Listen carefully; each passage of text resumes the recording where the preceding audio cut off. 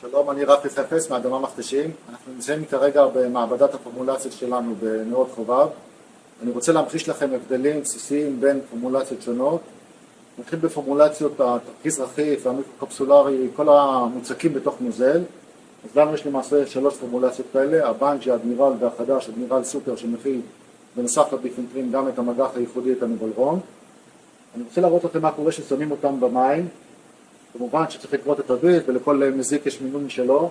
למעשה שלוקחים תרכיז רכיף ומוסיפים אותו למיכל המבסס, הכל שוקע כלפי מטה. זה לא משנה כרגע אם ניקח את החומר של מכתשים, ניקח חומר של חברה מתחרה, גם כן תרכיז רכיף, נקבל אותו דבר, שקיעה של החומר כלפי מטה. גם אם אנחנו נדבר על פורמולציה של מיקרוקפסולרי, גם כן נוסיף אותה, שזה גם כן מוצק בתוך נוזל, אנחנו גם נקבל שקיעה של כל החומר כלפי מטה.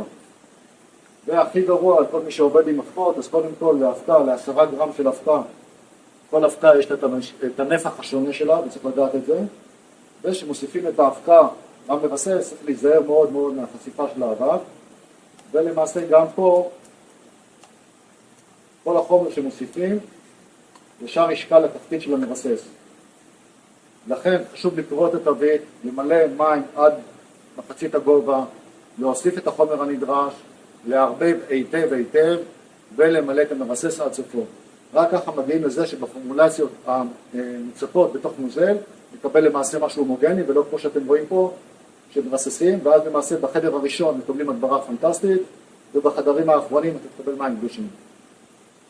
עכשיו אני הולך להדגים בדיוק אותו דבר, רק עם פורמולציות נוזליות, שהן לא על בסיס מוצק, רק נוזל. לנו יש את הסנטור AW, תחליף שמן במים. למעשה אתם רואים שאנחנו שופך אותו פה, מתמוסס הרבה יותר טוב במים לעומת התרכיזים הרציפים שהיו קודם. EC של חברה מתחרה, מיקרו אמולסיה של חברה מתחרה. אתם רואים פה גם שההתמוססות הרבה יותר טובה, אבל עדיין צריך לערבב את המבסס, כמו שאמרנו מקודם. בנוסף, הפורמולציות האלה, היתרון שלהן, שהן נמסות יותר טוב במים, מצד שני נספגות במשטחים סופגים, כמו בורות ביוב מבטון, משטחי אקרשטיין וכיוצא בזה. הרבה פעמים יש להם ממיסים מאוד מאוד מסוכנים למשתמש. עכשיו אני אדגים לכם כיצד צריך למלא נכון את המבסס, על מנת להימנע מהבעיית שקיעה של ראינו מקודם. בשלב הראשון צריך למלא חצי מהכמות מים הנדרשת.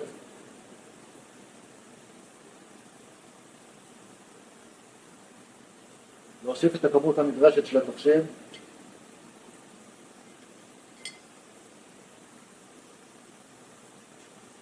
לערבב היטב.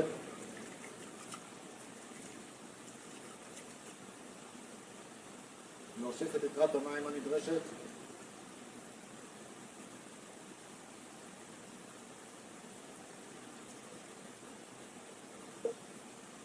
לערבב קלות, ולמעשה קיבלנו מיסה הומוגנית מוכנה לשימוש.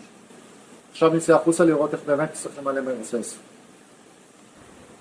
מי שעובד לא נכון ומוסיף את החומר למיכל מלא מים, יקבל את התוצאה הבאה.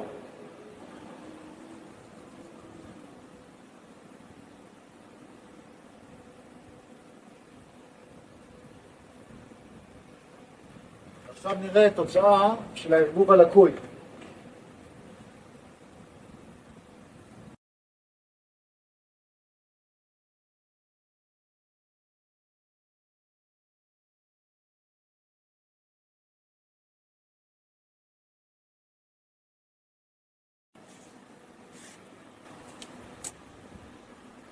שימו לב להבדלים בין תחילת הריסוס לסוף הריסוס.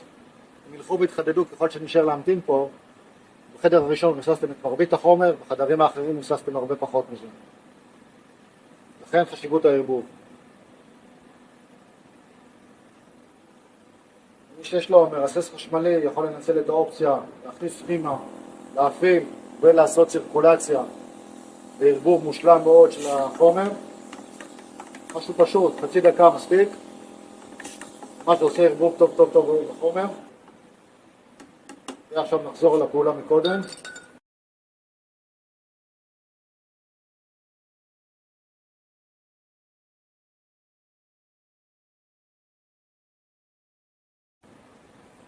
שימו לב לאחידות בין הבקבוק הראשון לאחרון, כלומר כל הריסוס היה אחיד.